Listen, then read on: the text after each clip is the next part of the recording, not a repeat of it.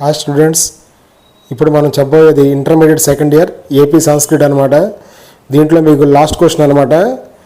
ఇది question number 16, వాక్య నిర్మాణం. దీన్నే మనం సెంటెన్స్ ఫార్మేషన్స్ అంటాం అనమాట. ఇప్పుడు మనకి దీంట్లో 5 టేబుల్స్ ఉంటాయి అనమాట. ఈ 5 టేబుల్స్ నుంచి మనకు పబ్లిక్ ఎగ్జామ్లో ఒక టేబుల్ వస్తుందని మీకు తెలుసు కదా. ఇప్పుడు ఫస్ట్ టేబుల్ చూడండి. శివ, సహ, అహం, త్వం, గీత. శివ అంటే శివుడు, సహ అంటే అతడు, అహం అంటే నేను, త్వం అంటే నీవు, గీత అంటే గీత తెలుగు మీనింగ్. ఫలం అంటే పండును, పాఠం పాఠమును, చిత్రం చిత్రమును, దేవం దేవుడిని, క్షీరం పాలను, కాదామి తినుచున్నాను, పటసి చదువుచున్నావు, పశ్యతి చూస్తున్నాడు, నెక్స్ట్ పిబసి త్రాగుచున్నాడు, పూజయతి పూజించుచున్నాడు. ఇలా టేబుల్కి మీకు మీనింగ్ తెలుసుకుంటే కనుక సెంటెన్స్ ఎన్నైనా రాయొచ్చు. మీరు యాక్చువల్గా ఇలా టేబుల్ ఇస్తే మీకు ఏం రాయాలి? 5 సెంటెన్స్లు రాయాలి. 5 కరెక్ట్ వాక్యాలు ఏదైనా రాయొచ్చు. 5 సెంటెన్స్లు కలిపి 5 into 1 5 మార్క్స్ అనమాట. ఒక వాక్యానికి ఒక మార్క్ అనమాట. ఇలా 5 into 1 5 మార్క్స్ ఉంటుంది అనమాట.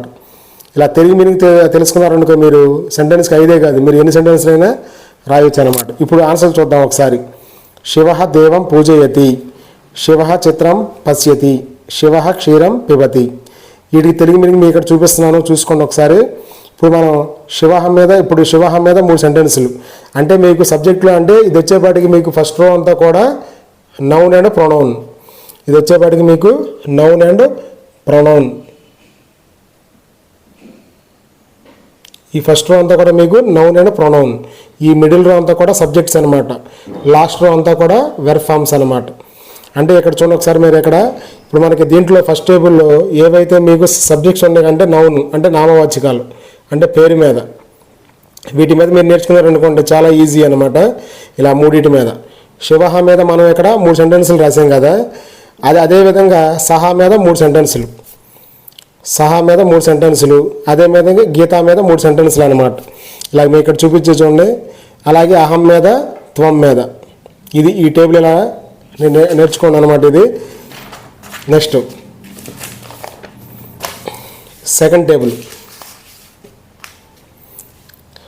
సెకండ్ టేబుల్ చూద్దాం ఒకసారి. రెండవది అనమాట ఇది సెకండ్ టేబుల్.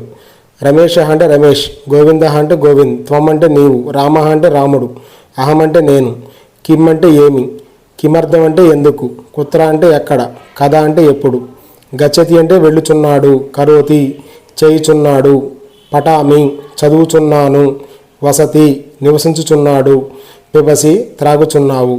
ఇలా టేబుల్కి మనకి మీనింగ్ తెలుసుకోవాలన్నమాట. ముందు ఆ మీనింగ్ తెలుసుకుంటే మనం ఎన్ని సెంటెన్స్లైనా రాయొచ్చు, కానీ రాయాల్సింది 5 సెంటెన్స్లు అనమాట.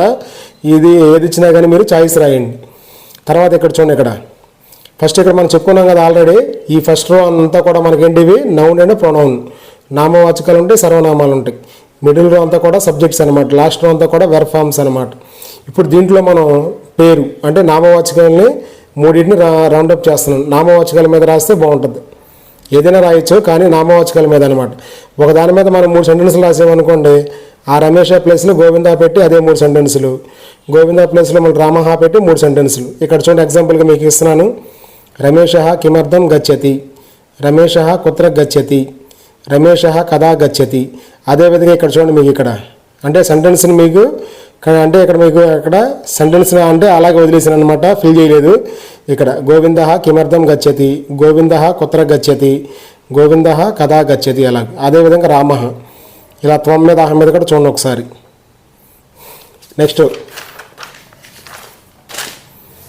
నెక్స్ట్ మూడోది వచ్చేపాటికి ఇది అంటే ఫస్ట్ 2 టేబుల్స్ కూడా ప్రజెంట్ టెన్స్లో ఉంటాయి అనమాట. ఇది మీకు 3వ టేబుల్ వచ్చేపాటికి ఫ్యూచర్ టెన్స్ అనమాట. ఇది మీకు తెలిసిందాక. అంటే సహా ఉన్నా సా ఉన్నా అంటే మేల్ పేరు కానీ ఫీమేల్ గారు ఉన్నా కానీ శతి వసత్ భవిష్యత్తు లాగా. అదే కనుక త్వం ఉందనుకోండి ఇక్కడ శశి వసత్. అహం ఉంటే కనుక శ్యామి రావాలి. ఇక్కడ చూడండి. ఇక్కడ గణేష్ అంటే గణేష్, కృష్ణ అంటే కృష్ణుడు, త్వం అంటే నీవు, రామ అంటే రాముడు, అహం అంటే నేను. తర్వాత సత్యం సత్యమును, ఫలం పండును, గ్రామం గ్రామమునకు, కథ ఇప్పుడు, పాఠం పాఠమును. ఇదనమాట. నెక్స్ట్ కాదిష్యతి తినగలడు, కరిష్యతి చేయగలడు, పఠిష్యామి చదవగలను, వదిష్యతి చెప్పగలడు, గమిష్యసి వెళ్ళగలవు. ఇలా ఈ టేబుల్కి మీరు మీనింగ్ చూసుకోవాలన్నమాట. ముందు మీనింగ్ తెలిస్తే మీకు చాలా ఈజీ అనమాట రాయడం. ఎన్ని సెంటెన్స్లైనా మీరు రాయొచ్చు. తర్వాత ఇక్కడ చూడండి, గణేశ సత్యం వదిష్యతి, గణేశ ఫలం కాదిష్యతి, గణేశ కథ కాదిష్యతి. అదేవిధంగా గణేశ ప్లేస్లో కృష్ణ పెట్టి, ఇక్కడ కూడా మనం అంతే కదా, నామవాచకాల మీద రాస్తున్నాం కదా, మనం పేరు మీద గణేశ మీద 3 సెంటెన్సులు రాసాము. అదేవిధంగా గణేశ ప్లేస్లో కృష్ణ పెట్టి 3 సెంటెన్సులు రాయాలి.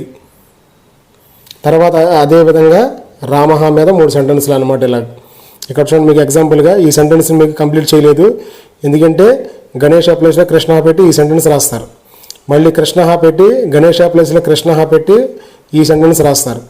మళ్ళీ గణేశ ప్లేస్లో కృష్ణ పెట్టి ఈ సెంటెన్స్ రాస్తారనమాట. ఇలా అలాగే రామ. ఇది ఈ టేబుల్ ఆన్సర్స్ అయితే ఇలా ఉంటాయి అన్నమాట. మీరు ఎన్నైనా రాయొచ్చు అనమాట, తెలుగు మీనింగ్ అర్థమైతే. ఇదన్నీ కూడా మనకి 3వ టేబుల్ వచ్చేపాటికి మనకి ఏ టెన్స్లో ఉంది, ఇది ఫ్యూచర్ టెన్స్ అనమాట. ఇలా నెక్స్ట్ 4th టేబుల్ చూద్దాం ఒకసారి. 4th టేబుల్ వచ్చేపాటికి ఇది కూడా మనకి ఫ్యూచర్ టెన్స్ అనమాట. ఇది ఫ్యూచర్ టెన్స్ ఎందాక దాము 3rd టేబుల్ ఏమో ఫ్యూచర్ టెన్స్ ఏకవచనంలో ఉంది. ఇప్పుడు మన 4th టేబుల్ వచ్చేపాటికి ఏమో ఈ 4th టేబుల్ ఫ్యూచర్ టెన్స్ భవిష్యత్తు కాలము బహువచనంలో ఉందన్నమాట. ఇది ఇక్కడ చూడండి, వయం మేము, యూయం మీరు, తే వారు, తాహ వాళ్ళు, దేవాహ దేవతలు, గ్రామం గ్రామమునకు, సమాధానం సమాధానమును, పాకం వంటను, సత్యం సత్యమును, దేవాలయం దేవాలయమునకు, గమిష్యంతి వెళ్ళగలరు, కరిష్యంతి చేయగలరు, పఠిష్యామః చదవగలము, వదిష్యంతి చెప్పగలరు, లేఖిష్యత రాయగలరు. ఇలా మీరు తెలుగు మీనింగ్ అర్థం చేసుకున్నారనుకోండి, ఈ టేబుల్ కూడా మీరు ఎన్ని సెంటెన్స్లైనా రాయొచ్చు. ఆన్సర్ చూడండి ఒకసారి, దేవాహ గ్రామం గమిష్యంతి. అదేవిధంగా ఇక్కడ చూడండి, ఇక్కడ దీంట్లో మనకి నామవాచకం ఒకటే వచ్చింది, అర్థమైందా? ఇక్కడ చూడండి, దీని మీద మన దేవాహ మీద ఎన్ని సెంటెన్స్లు రాయొచ్చు. దేవాహ గ్రామం గమిష్యంతి, దేవాహ సమాధానం వదిష్యంతి, దేవాహ పాకం కరిష్యంతి, దేవాహ సత్యం వదిష్యంతి, దేవాహ దేవాలయం గమిష్యంతి. ఇలా 5 సెంటెన్స్ రాయొచ్చు.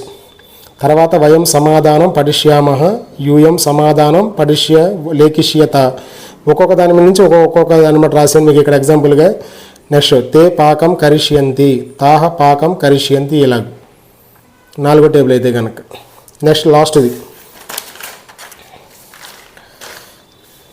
టేబుల్ వచ్చేపాటికి మీకు ఇది పాస్ట్ టెన్స్ అనమాట. ఇది లాస్ట్ టేబుల్ వచ్చేపాటికి పాస్ట్ టెన్స్లో ఉంటుంది. ఇది కూడా అంతే మీకు, అంటే మీకు సబ్జెక్ట్ కానీ నౌన్ కానీ ప్రొనౌన్ కానీ, మేల్ అయితే సహా ఉంటుంది, ఫీమేల్ అయితే కనుక సహా అని ఉంటుంది అనమాట. మేల్ పేరున్నా ఫీమేల్ పేరున్నా సరే మీకు వెర్బ్ ఫామ్లో చివరిలో తూ వస్తుంది. అదే త్వం ఉంటే కనుక వహ, అహం ఉంటే కనుక ఇలా చూడండి. కవిత అంటే కవిత, రాజేశ రాజేష్, త్వం నీవు, రామ రాముడు.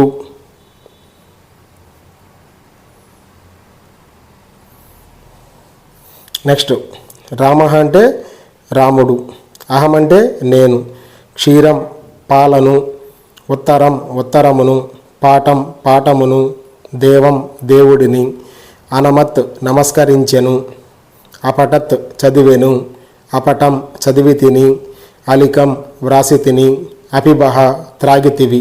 ఇలా మీనింగ్ తెలిసిందనుకోండి, ఈ టేబుల్ కూడా మనం ఎన్ని సెంటెన్స్లైనా మనం ఓన్గా రాయొచ్చు ఎక్సలెంట్గా. నెక్స్ట్ ఆన్సర్ చూద్దాం. కవిత ఉత్తరం అపటత్, కవిత పాఠం అపటత్, కవిత దేవం అనమత్. ఇదే విధంగా కవిత ప్లస్లో రాజేష పెట్టి 3 సెంటెన్సులు ఇలా.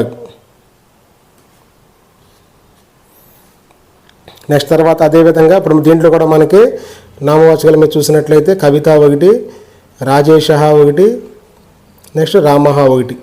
ఇలా ఒక్కోదానికి 3 సెంటెన్స్లు వేసుకుంటే కనుక కవిత ప్లేస్లో రాజేష పెట్టి ఇలా 3 సెంటెన్సులు, మళ్ళీ కవిత ప్లేస్లో రామ పెట్టి 3 సెంటెన్సులు. తర్వాత త్వం క్షీరం అపిబహ, అహం పాఠం అపటన్.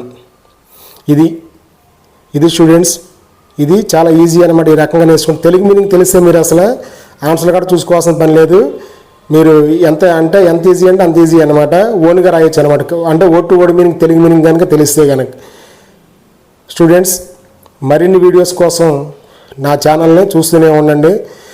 అంటే నేను పెట్టే ఈ వీడియోని అంటే స్కిప్ చేయకుండా చివరి వరకు చూసి ఈ వీడియోని లైక్ చేసి మీ ఫ్రెండ్స్ అందరికీ కూడా షేర్ చేసి నా ఛానల్ని సబ్స్క్రైబ్ చేయండి.